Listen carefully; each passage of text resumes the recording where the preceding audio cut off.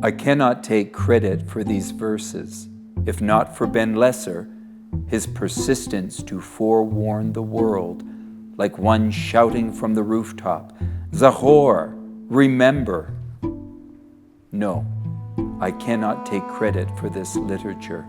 No, I am merely the delivery boy of a real-life story that needs to be told, that must be heard. Indeed, my words fall short. He is among the few that is left from the class of 45, and dare I say, a dying breed of living witnesses and surviving sufferers of the Holocaust. By the time I came into this world, Ben Lesser's life had already changed the world. By 11 years old, Ben Lesser saw what none of us should ever see. By 18 years old, Ben Lesser had already lived a lifetime, from Nazi nightmare to American dream. Dear parents, I only had 14 years with you, but in the almost 86 years that have followed, I am never without you.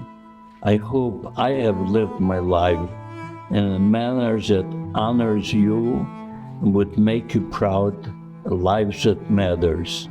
Until we meet again, I remember Zachor. Rest in peace, your loving son, Banish.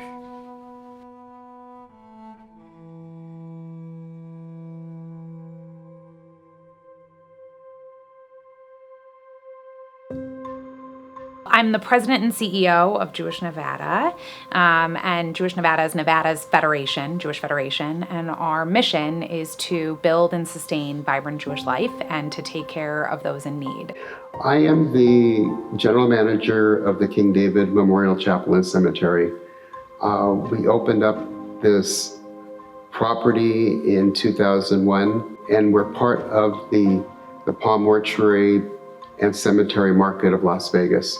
And I've been an employee for the company for almost 32 years.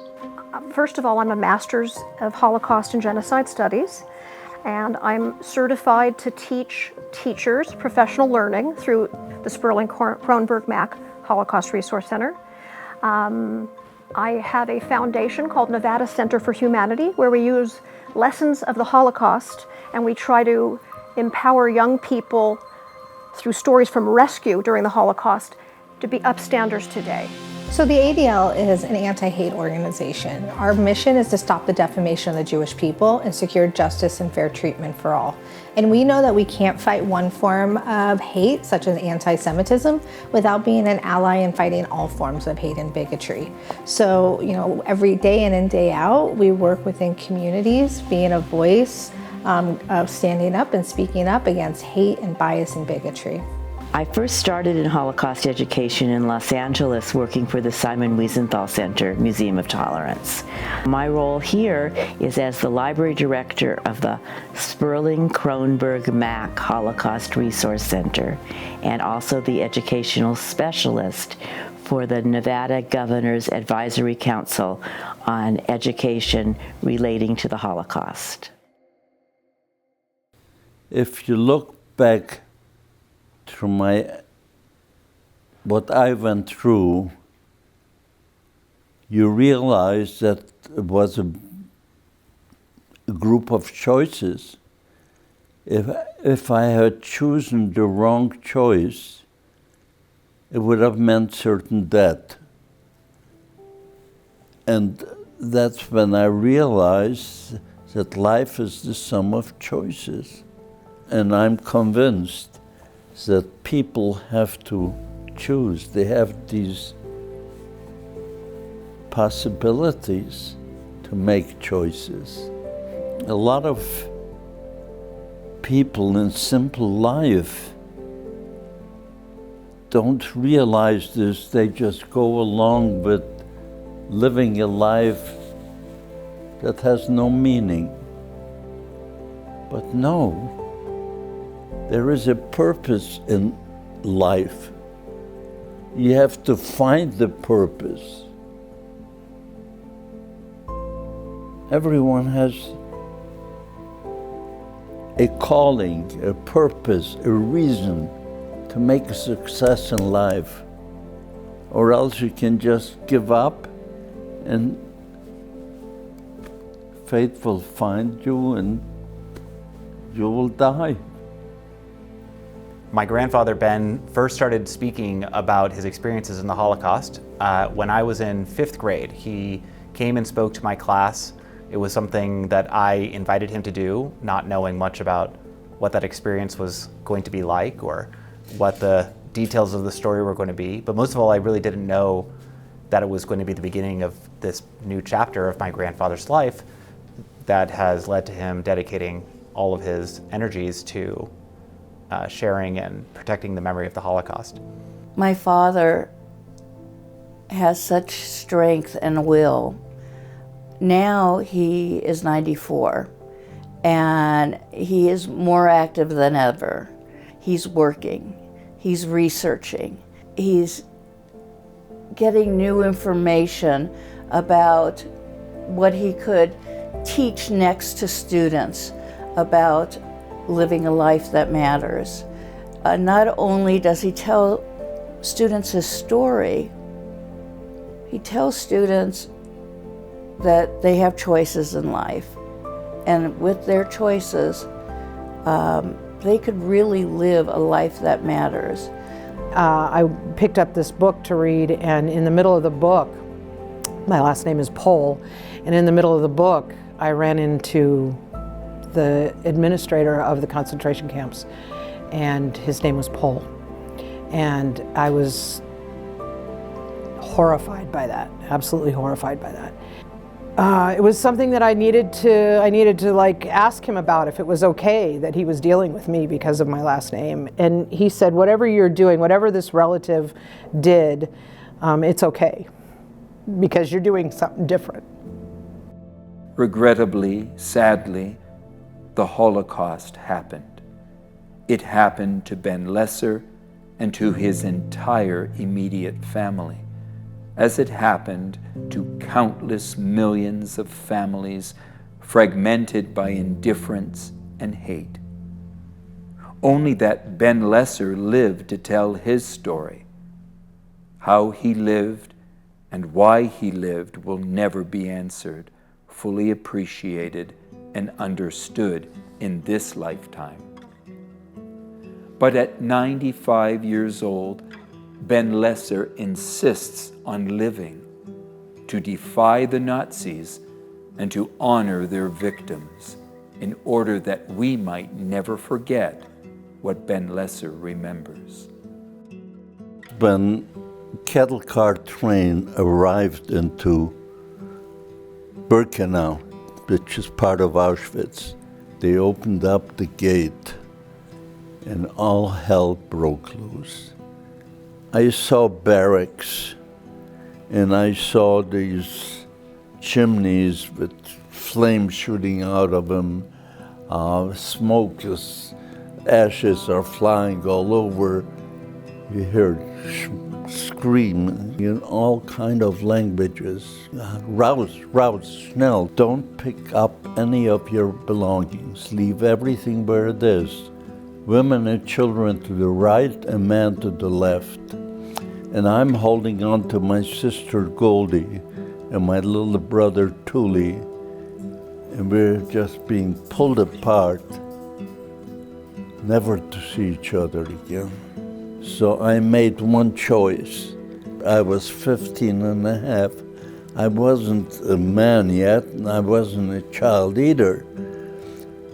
I could have gone with either one of them, but I let them go because I figured I see barracks, and if this is a labor camp, they want you to labor. And if I'm older, if I labor, they'll feed me better. Well, that was miracle one, because had I gone with my sister, my little brother, I would have gone to the gas chambers, because considering children, they didn't have anything to do with them. They sent them to be killed. And I went with my uncle and my cousin, and we lined up in the row, and we were waiting to come ahead, and we see a man in a white frock standing there, and he's holding white gloves, and he is going with his index finger, right, left, right, left, right, left. And every once in a while he would ask a question. When I came close enough to him, I heard him ask a young man a question. Kannst du 5 kilometers laufen? Can you run 5 kilometers? Or would you rather go by truck? He said he would rather go by truck. He had a bad knee. Poor soul, not realizing that meant certain death, they sent him to the right. But it didn't make sense to me. Again, we talk about choices. Why would he ask such a question? I can see the barracks are here. I figured he's testing us to see if we're strong enough to work. So I tell my uncle and my cousin, I said, let me go first. I spoke German. So I went first, and I saluted him. I stretched myself out on tiptoed, stretched myself out, said, 18 Jahre alt, gesund und arbeitsfähig. I'm 18 years old, I'm healthy, and I can work. He asked me, kannst du 5 kilometers laufen? Can you run 5 kilometers? I said, jawohl. And he sent me to the left.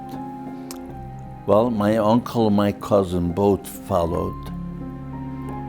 One thing I learned from my grandfather that I have tried to pass along to my children is to have that real sense of clarity of purpose. That it's important not just to live, but to live with purpose and to live a life that matters. To think about your role in your community, at your work, among your friends and your family, and try to be really excellent at those things. Not just excellent in order to be successful, but excellent in order to be valuable to the people around you. If we can teach every person that even as simple, as ordinary as they might be, they have the power to stop that lunchroom bully. They have the power to befriend the handicapped kid or to stand up and not turn the other cheek that so many people did during the Holocaust. And that's where I find the most power. Many survivors don't want to go down that avenue. They don't want to revisit these stories. And I don't besmirch them for that. Or maybe they can't speak anymore. Maybe they just don't want to, or they're seeing the world kind of go backpedal. They're seeing too many flashbacks now. So we have to really give it up for a Ben Lesser who's going to go to his last breath teaching young people. I mean, what an inspiration. I'm a big fan. All of these people had unimaginable stories, unimaginable tragedies that they faced, and yet they came through it, and they managed to live lives, make a difference in the world, share their stories, have children, have grandchildren, and some even have great-grandchildren, and imbue them with the desire to live life, to enjoy life, and to give something back. I believe that God led my way. He made sure that I choose the right one. Because there were at least a dozen miracles during the Holocaust years that life-threatening choices, and I survived them. And every choice could have been made wrong without even realizing it's wrong. But you have to analyze these choices. They were life-threatening choices. And somehow I was able to pick the right way, the right choices. they led us into a big auditorium, and they ordered everybody, get undressed, get out of your shoes, and walk up to the line of barbers. They're going to cut your hair, then you go into the showers. Well, I got undressed, but I had diamonds in the heels of my black shoes. And my uncle, who gave me the diamonds, and his son, they all had diamonds in their shoes, but they got out of their shoes because they ordered us, get out of your shoes. Well, I walk up to the barbers, picture this, naked, just wearing these black shoes, and no one said a word. They cut my hair. They weren't exactly gentle the way they were cutting. Clipped them all over my body, and then they sent me to the bathhouse. The guards were walking back and forth and looking at us, and it's like they were blinded. They didn't see my shoes. That was a miracle, because had they seen it, they would have shot me to show an example. You disobeyed an order. And I went into the showers with my shoes. I took a shower. They gave us the striped clothes, you know, and I took my black shoes with the diamonds and I put them in my back, under my arms, and we walked out. And after 2 weeks, they put us into trucks and they took us to labor camp. The labor camps that we went in was a rock quarry. As they dynamited the mountain and the boulders were coming down, it was our job with sledgehammers to break down these break down these boulders into manageable pieces, throw them into mining carts, run it down the hill to grinding machines where they made gravel out of it, push the carts back up. It was back-breaking work. I was afraid my uncle is never gonna survive this. So I bribed the chef in the kitchen. He was an inmate who lived in the same barrack. I mean, he slept in the same barrack as we did. So I bribed him with the diamonds in my shoes to give my uncle a job in the kitchen. He took my diamonds and he did give him a job in the kitchen. It got easier on us because he was able to eat in the kitchen, and they searched his pocket. He couldn't get out with any food, but then he took his ration and he could share it with his son and me, you know. So it got easier a little bit. As soon as he opened his mouth and started speaking, the students were enthralled. It was really amazing to see them. And then at the end, they all shook his hand and they were so respectful and so reverent towards him. And I could tell that it made a huge impact. And it's amazing how when they hear about it in my class, they're like, oh, you mean this is really true?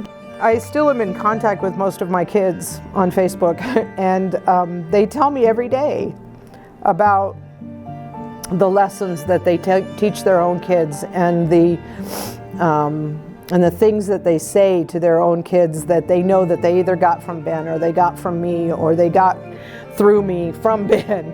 It's just a constant, it's just something that will keep him alive forever. And if I can do that, that's so important to me. Afterwards, the next day, I had them write thank you letters to Mr. Lesser. The letters that I received from them were just incredible. I see the Zahor pin every day. I just have to hold it, touch it, and your story stays with me. It's almost as if all of those stories of everyone that was murdered are held within that tiny pin, begging to be told. He told of lives and losses, swallowing the saltwater tears that threatened to spill over the edge, telling his story with a magical that kept even the most of us still.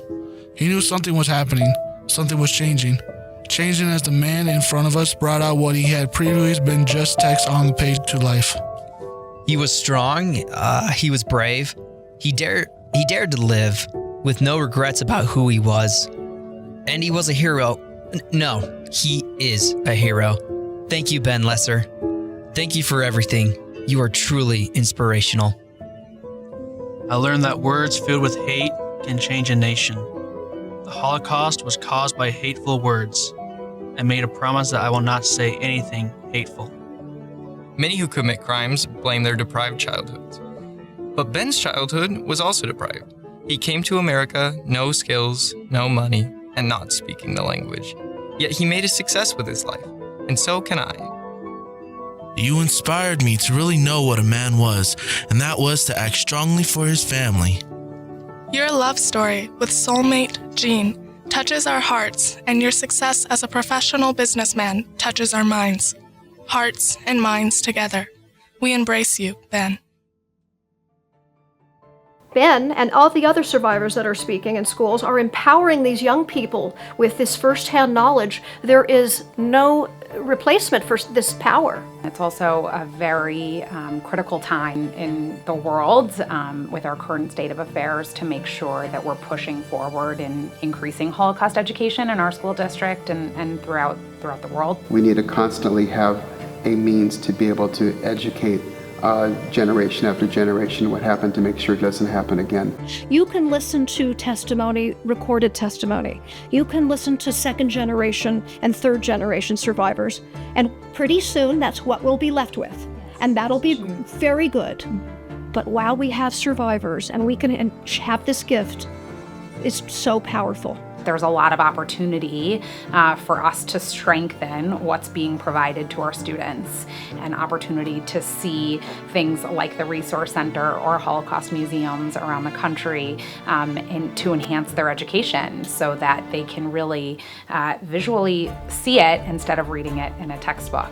One of the first things that we're doing is recording as many stories as we possibly can, but that's not enough. So the Shoah Foundation is establishing a new technology, an AI technology, and I know that Ben has an AI story file as well on his website, and that is very effective because people feel like they're actually talking to a survivor when they're sitting there and they can ask any question and have it answered. Ben can't be everywhere, even though he tries to be everywhere. And this is one way that students can feel that they're actually interfacing with him directly and ask their questions. It's a great tool for teachers and students. Would you like to ask a question? How do you live a life that matters?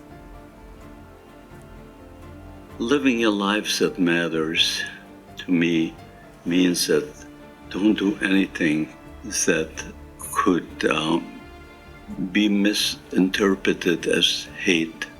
Respect other people and do the right things. Have a normal life. Love your family. Support your family. That's a life that matters.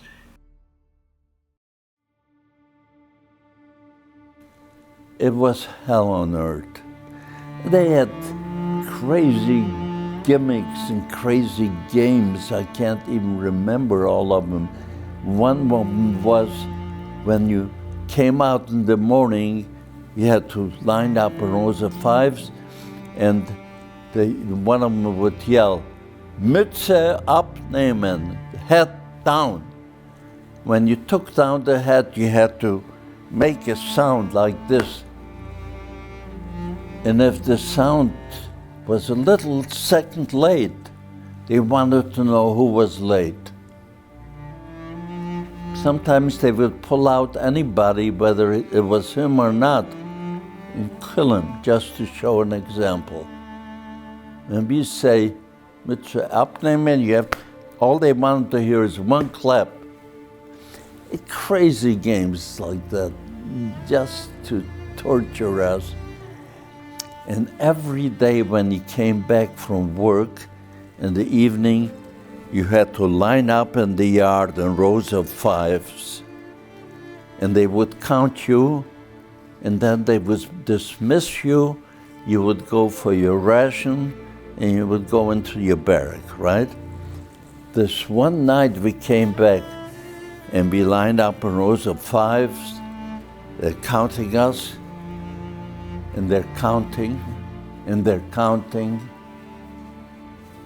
And suddenly, the commandant comes down with his Fräulein, his girlfriend. And he says, "Ha! I'm gonna teach these pig dogs a lesson they'll never forget." What happened? 3 inmates escaped. He ordered his henchmen to pull out every 10th person in line to receive 25 lashes. And as they're pulling out every 10th person in line, I can see my uncle is going to be 10. He was in front of me. So I push him behind me, and I took his place. They took all of us number 10 in the middle of the yard, and they brought down stakes, hardwood stakes, 1 by 1 inch, 2.5 feet long, and they brought down a sawhorse. And this is what they ordered us to do. Tiptoe in front of the sawhorse, tiptoe. Bend over the sawhorse, but your stomach cannot touch the 2x4 on top.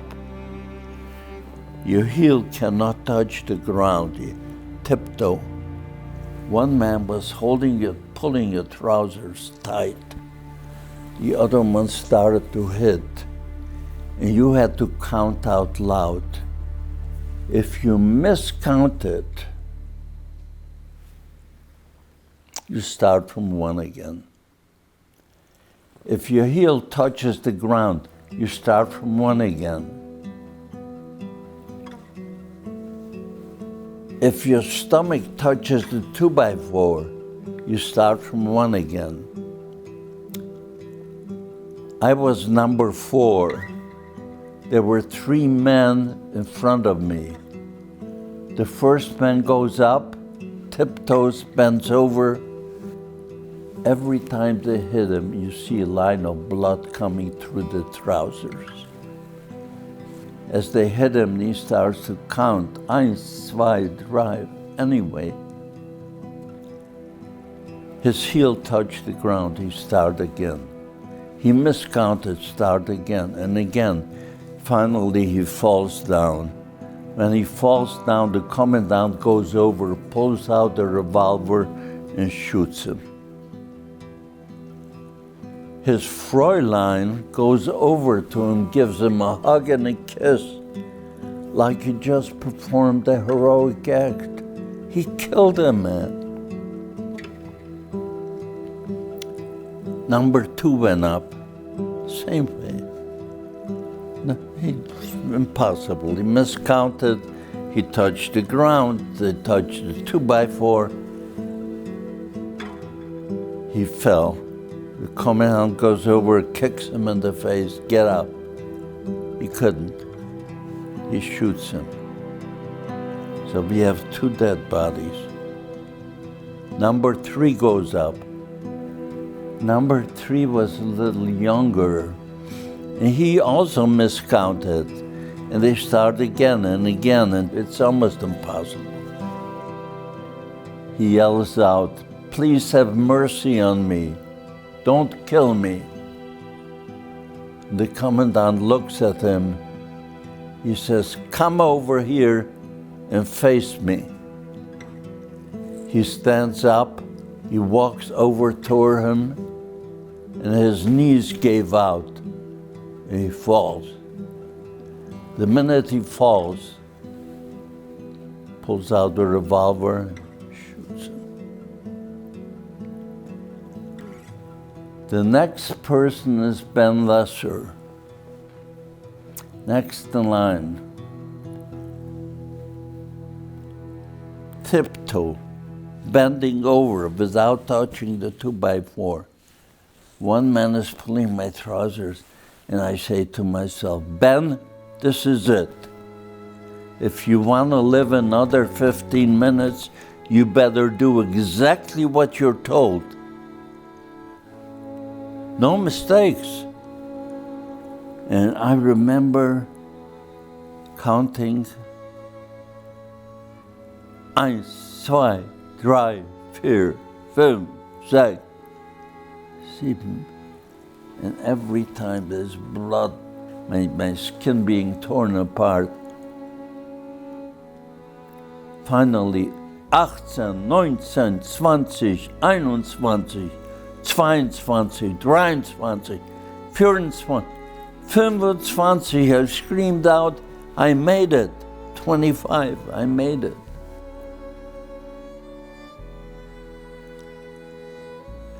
No one believed that anyone could survive this. The man who was holding my trousers, pulling my trousers, says, go over and thank the commandant. So I stand up, blood is running down my legs. I walk over him, salute him, Danke schön, Herr Kommandant. When he hears that, he puts his arm around my shirt collar, twists me around facing the number 10s who are still to be beaten. And he says, now I told you it could be done. If you do it like this, Junge, if you do it like this, young one, you have nothing to worry about. While this is going on, there's a commotion at the gate. They caught those 3 inmates who escaped. When the commandant saw that, just like a child who gets sick of a toy and throws it away, he tells us number 10s to go back to our original lines. He orders his henchmen to bring down a portable gallows, and we all had to watch while they were hanging each one individually.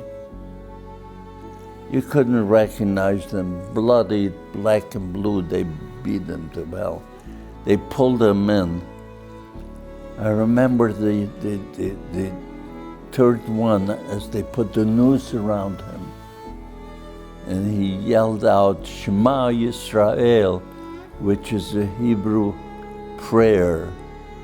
It's only 6 words before you die, if you can.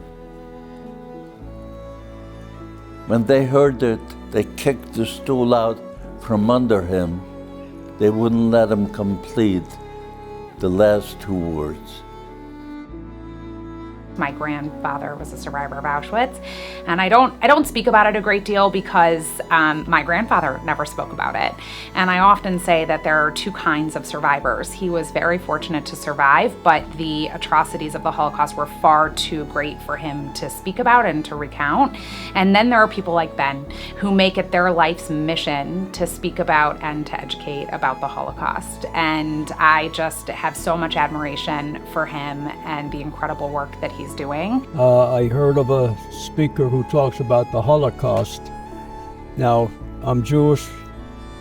My mother lost 5 brothers and sisters in the Holocaust, and so I know of the hardship and how my mother grieved for many years over not being able to save more of her siblings.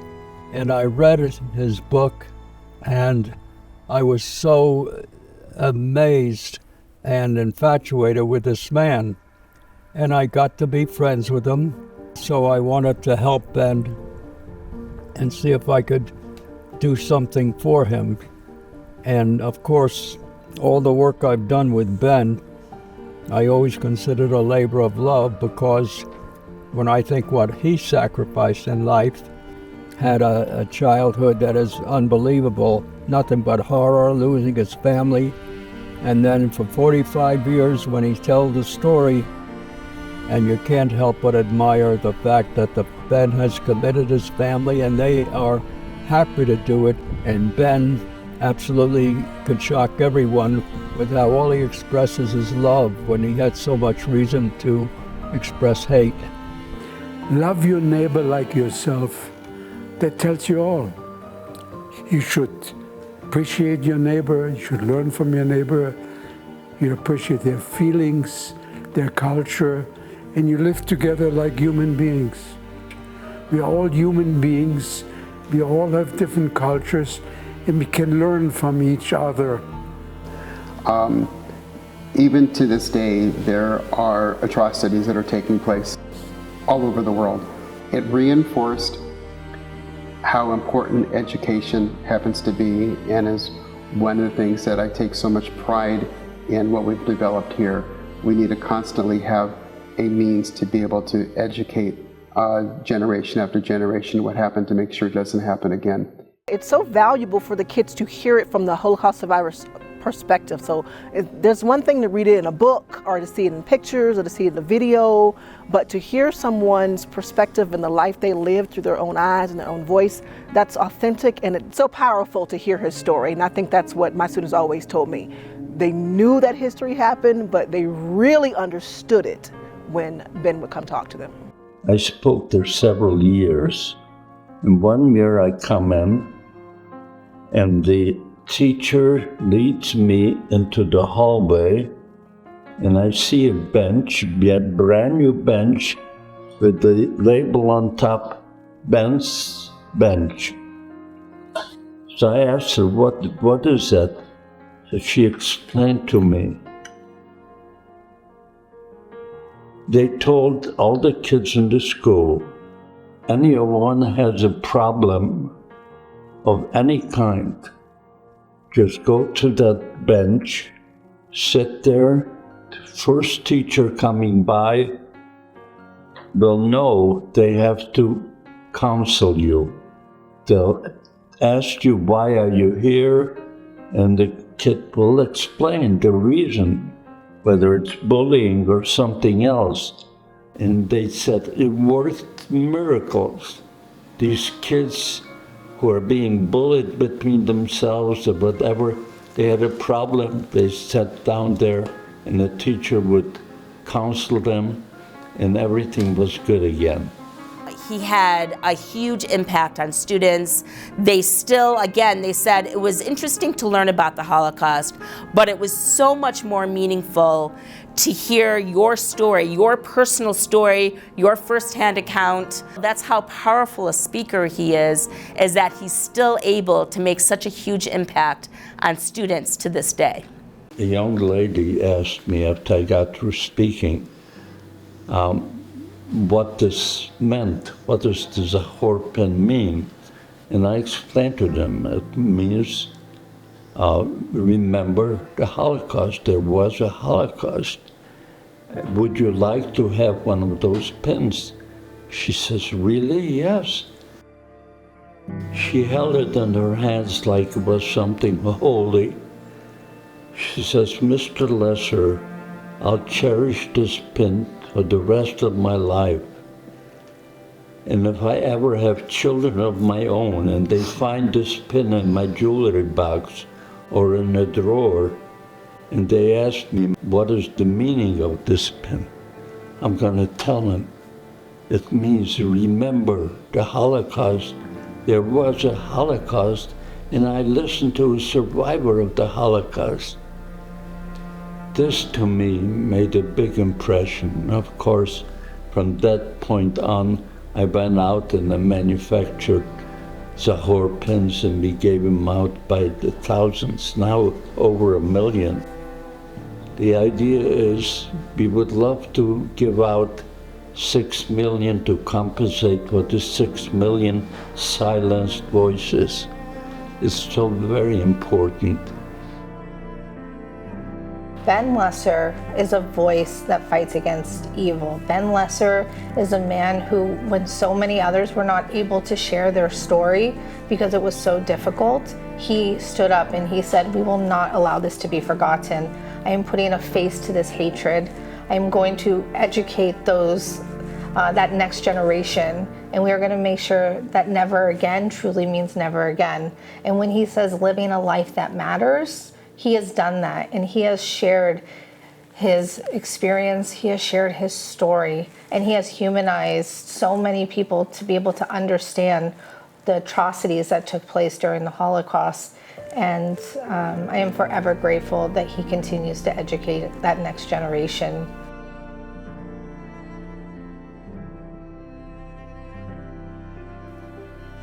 And then one night we heard cannon fire.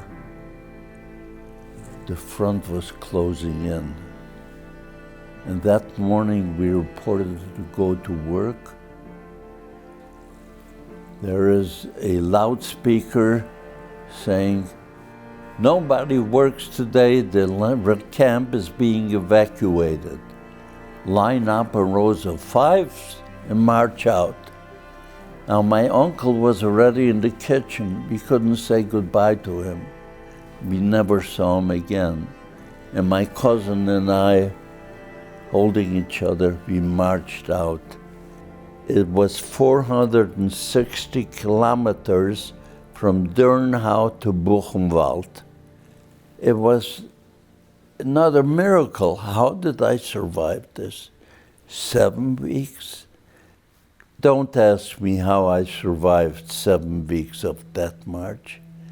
I mean, I remember the last week, my shoes fell apart, and we were now marching barefooted in the snow for a whole week, and we had to keep up with the soldiers.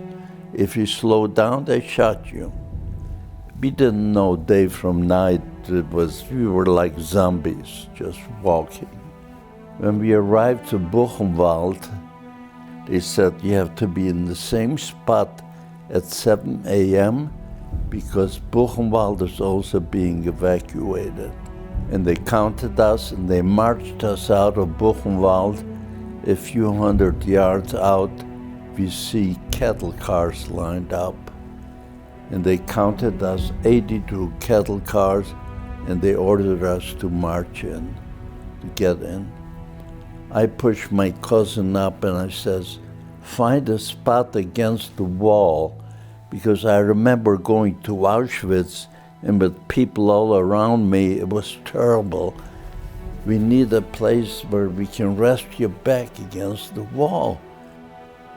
And 2 hours later, they opened them up and they threw in 80 breads, a loaf of bread for every person. Those people who were next to the door were grabbing 3 or 4 breads. And those of us against the wall, we had nothing. We don't know where we're going, for how long we're gonna be gone. We had to get a bread. And my cousin was too weak. So I started to climb over the sitting inmates to see if I can reach the door to wrestle out a bread from somebody who had several of them. And while I'm climbing, I feel a stab right here. I feel my mouth is filling up with blood, but I can't stop. I have to get a bread. I keep climbing, and I wrestle out a bread from somebody who had a bunch of them. Put it in my back pocket, and I went back to my cousin. He says, Ben, what's happening to you? You're bleeding. I put my finger here and went right through my tongue. To this day, I still have a mark, if you can see on my chin bone. That was in the middle of my throat, but now that I filled up, it's over my chin bone. I tore a piece of my trousers and I put a bandage around me. That bread I had in my pocket, and I rationed it the size of a half an egg for each of us in the middle of the night when no one can see us. Because if they knew we had bread, they would kill us. 1 week, 2 weeks, we ran out of the bread. No food, no water. 3 weeks, we arrive at a place called Dachau. Everybody around me is dead. And they opened up the gate. They ordered whoever can walk out, walk through the tracks into the gate of Dachau. Well, out of the 80 in my cattle car, out of the 80, only 4 of us walked out. My cousin, I, and 2 other people. The rest, everybody is dead. Now, out of the 7,000 people, only 18 of us walked out alive in Dachau. The rest of them were all dead. I don't know how I survived this. This was another miracle. And coming into Dachau, I remember we see a mountain full of dead bodies, as high as you can see. And they put me and my cousin in one of the barracks next to these bodies. We lay there 1 day, 2 days. At the end of 2 days, we hear, Befreiung, Befreiung, Americans, liberation, liberation. What? I tell my cousin, come on, let's go out and see what's going on. We come out and we see the inmates are crawling on their hands and knees and kissing the boots of the American GIs. They were like angels. They liberated us. While I'm standing there, 2 American GIs walk up to me and my cousin, and they had a can of Spam in their hand. So they opened up a can of Spam and they handed it to us. And it smelled so good. We made a mistake. We ate some of it. And both of us came down with dysentery. My cousin dies in my arm the night of liberation. And I talk to him, I keep talking to him. And then they saw me, they came, they pulled him away. I follow 5 or 6 steps and my knees gave out and I fell. I passed out. 2.5 months later, I woke up in St. Tertullian, a monastery in Bavaria. Ben Lesser was liberated from Dachau concentration camp in Upper Bavaria, southern Germany. He is among the few that is left from the class of 45 who lived through the horrors of the Holocaust and found the courage to tell and retell his story, history, and to return to a place he wished never existed and a time he wished never happened.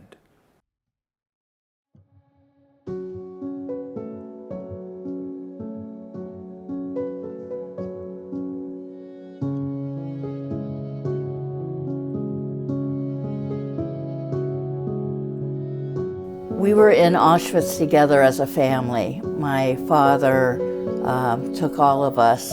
My dad's health was not the greatest. I mean, he was 91 years old, but there was nothing that was going to keep him from going. There was just nothing that was going to keep him. On the way there, we were sitting together, and during that airplane ride, just joking back and forth, my dad says to me, he puts his hand on me and he says to me, Gail, no matter what happens, don't let me die in Auschwitz. Now for us, sitting there talking together, it was a little bit of a giggle. But on the other hand, it hit so hard in my heart. And I said, Dad, don't worry. No matter what, that will never happen. But the visit to Auschwitz was really quite incredible. It just brought us closer, being able to experience this together. My husband, Michael, who's not alive anymore, he passed from multiple sclerosis 4 years ago. My husband was in a wheelchair at the time, and there's so much walking. Upstairs in one of the buildings is where they have very powerful exhibit at the museum. My husband said that I'm going to go up, and I said, no, honey, it's too hard. Don't go up. We'll go take a look, and we'll come back down. And he says, no, I'm going to go up the stairs. And if Ben could bring us all here to Auschwitz and for everything that he's gone through, I want to go up the stairs. And my father came to Michael, held onto his other arm, and helped him slowly up each stair. And they talked about, my father said, if you could do this and bring yourself up to this museum in your condition, it's an honor for me to have you do this. So the two of them walked through it arm in arm. It was one of the magical moments in my life. My two incredible, powerful men that I looked up to my husband very much, and I look up to my father very much. And it was one of the most touching moments of my life.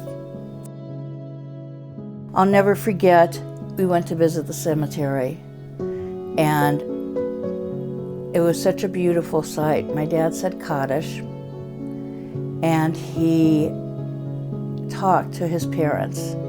And it was so beautiful and so touching as he spoke to his parents and told them how proud they would be of their great-great-grandchildren and how many little babies have been born into the family and how well all the families are doing and thriving. And he promised his parents that they will never be forgotten. When I hear my father say that, I have to make sure that it's never going to be forgotten. These people did not die in vain. And my dad survived, and my Auntie Lola survived to be able to have this family live on.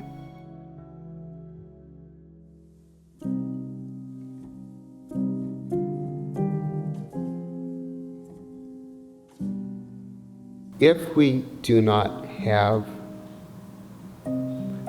museums, if we don't have memorials, if we don't have a means to be able to educate, the next generation will never know about it. You know, when we first started thinking about this project, we did have a little friction and a concern about having it built on a cemetery grounds. If you think about it, what a better place to come and memorialize. People come to cemeteries and they remember their loved ones. They remember their mothers, their fathers, their grandfathers. What a better place to come and memorialize the millions of people that died in the Holocaust. So what we have here is a Reform section, a Conservative section, and an Orthodox section. That left the center. What were we going to do? And one of our colleagues came up with an idea of giving a gift back to this community. Why don't we build a central spot that could be embraced by the entire Jewish community or the entire Jewish world? The architect that designed this was brilliant. He has put several educational components together that really separate this, I think, from almost any other memorial. The first thing that you look at is, before you even walk into the plaza, are 6 plaques. And each of these plaques have the name, the place, the dates and the amount of people that died. These walls, yes, they look destroyed. That's intentional. That depicts the destruction of human life. It depicts the destruction of the buildings that took place by the Nazis. One of our rabbis, 30 days before we dedicated this came back from Poland, and he was able to bring back baggies of soil from each of these camps. So when you walk into this plaza, you're actually walking over the soil of people that were exterminated and lost their lives.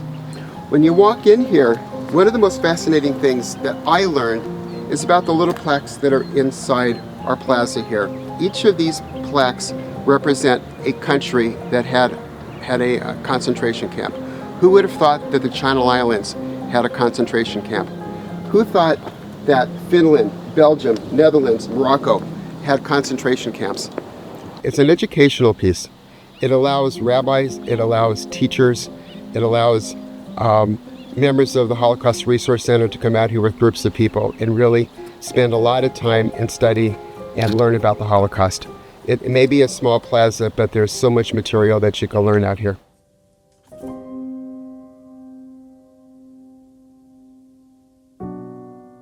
The Holocaust is not political. Anti-Semitism, hatred, bigotry, it's not political. It's not about the left or the right. It's about how do we stand up and make sure that these stories are told and never forgotten. Because the moment we start to say that the Holocaust is political, right, it gives people, it feeds into the idea of Holocaust denial and Holocaust distortion. We know the Holocaust took place, and people denying it or distorting it is anti-Semitic.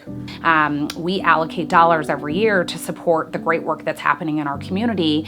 And one of the allocations over the last several years that we've made is to the Zachor Foundation to support Ben's work, because we are not a social service agency. I am not a Holocaust educator, but I want to, and we do provide support to the people who make those things possible, who are enhancing those pieces of important aspects of our community.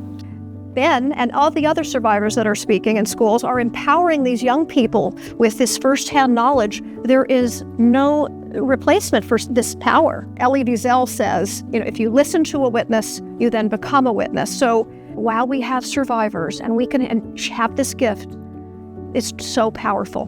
As a daughter of a Holocaust survivor or a child of a Holocaust survivor, I have a responsibility to carry on my father's story. He survived to be able to tell his story. And it's my duty and my children's duty and my grandchildren's duty to continue to keep that story alive for generations to come. The thing about teaching is that you hope that the words that you say resonate with somebody enough that they tell their own kids. And if they tell their own kids, then those kids will tell their kids. But the best part of that is, long after your name is no longer associated with that, you're still passing that information down. And so that's why I work so hard to make sure that they know his message, that they know his lessons, because long after Ben's no longer associated with that information, the kindness, forgiveness, love that he talks about in the face of all the evil that he dealt with is more powerful than anything I could teach them. Choices are everything, because that's all we have, right? You get a chance to say yes or no, and what you say yes to matters as well as what you say no to. So whether it's something small like the choices I make with my food intake, or something big like, I choose to stand up for this. I choose to use my voice to say no more. I choose to use my thoughts and my thoughts and my actions to say, you know what? I'm going to stand up for this. What you're doing is wrong, whether it's bullying or racism, things that are of malintent. It's your choice, and you should choose to do the right thing. This is what I experienced. My whole survival method was a whole group of choices. It's not just a matter of choices during the Holocaust years. Even afterwards, my God, I came to America without nothing. No money, no family, no friends, no language.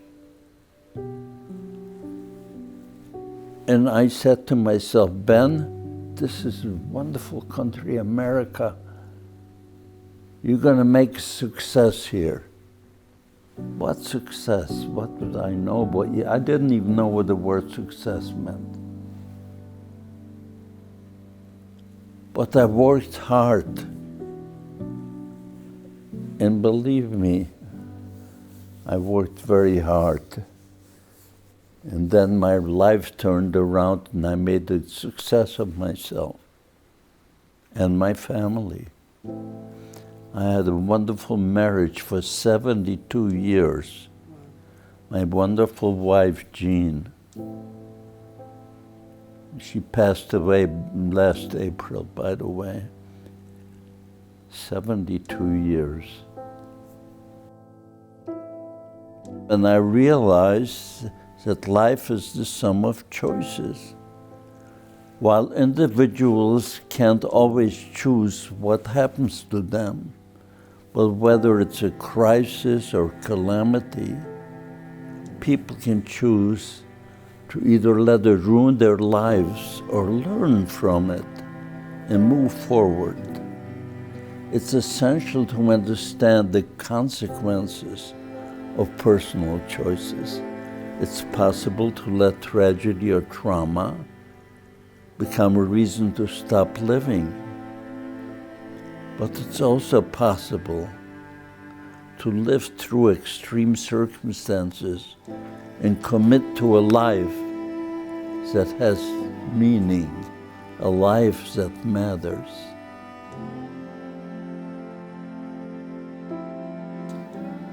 At one time, it was on survivors to tell and teach the world what happened and what we must do to prevent it from ever happening again. Today, it is on us, you and me, to tell and teach the world what happened and what we must do to prevent it from ever happening again. Today, it is on us to promote values, to prevent violence, and to protect the future from history's faults and failings. May we take to heart the remembrances of Ben Lesser's times as a forewarning in our present time, so as not to be off guard this time, as so many were in that time. Shalom.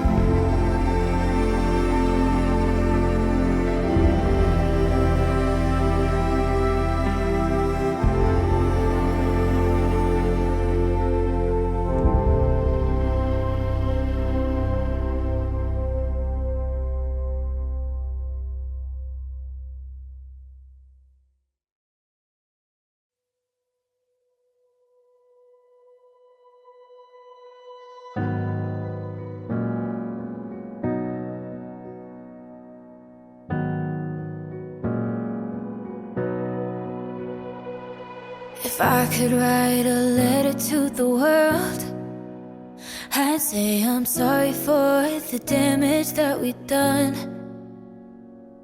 We bleed the same, hearts beat the same, so why can't we just be the same? And we don't have to leave out anyone. If I could send a message to the world, I'd say I can't believe how far we've fallen down.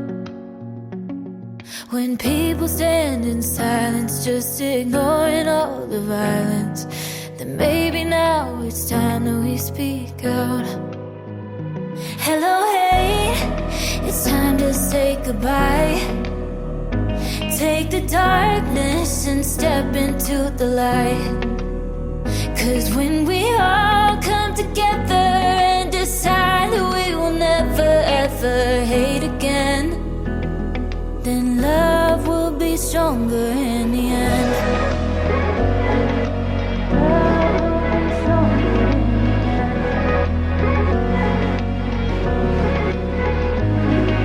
If I could write a letter to the world, I'd say what makes us different makes us who we are. And if we love the same, we cry the same, can we find forgiveness, lose the blame? When did finding heroes get so hard? Hello, hey, it's time to say goodbye. Take the darkness and step into the light. 'Cause when we all come together and decide that we will never ever hate again, then love will be stronger in the end.